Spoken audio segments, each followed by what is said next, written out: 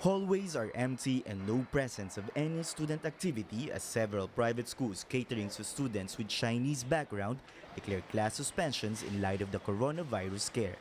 One of the biggest and oldest private Chinese schools in Manila, Chiang Kai-shek College implemented a 2-week class suspension for their students in all levels. We are not really creating like panic or whatever. Just as a precaution, we don't know, where they went and then who they had contact with, and so in order to protect all our children, we feel that since basically supposedly if anybody got the virus, the incubation period is about 2 weeks. Chiang Kai-shek officials add that the suspension of classes comes after the celebration of the Chinese New Year, in which some students visited China for the holiday season. Wuhan City in China is a ground zero of the novel coronavirus that has infected thousands of individuals and killed over 100 people.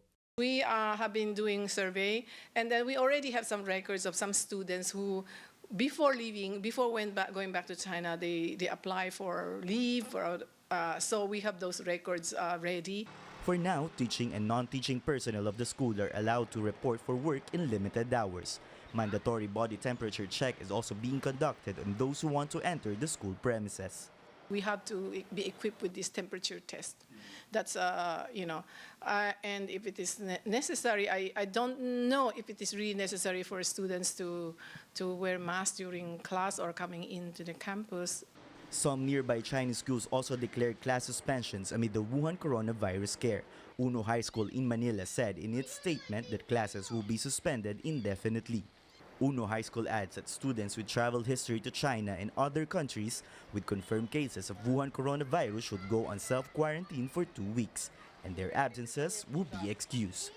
St. Stephen High School also suspended classes as part of their precautionary measure against the virus threat. As for the health department, they say that it will always be better to wait for the guidelines issued by the World Health Organization and the DOH. We have to wait for the WHO. We cannot just, if they want to do that on their own, it's really up to them, okay? But the DOH must exercise caution and prudence. But for these private schools, they could no longer wait for any order, especially if the health of their students is at risk. Being proactive, because our children, the health of our children is very important. So our children are priority. So we really have to protect them first, and we cannot take this risk of waiting for so and so to say, oh, there's an outbreak already. Time is of the essence for some of these private schools, but they are ready to cooperate with government authorities for any guidelines concerning the Wuhan coronavirus threat. Tristan Udalo, CNN Philippines.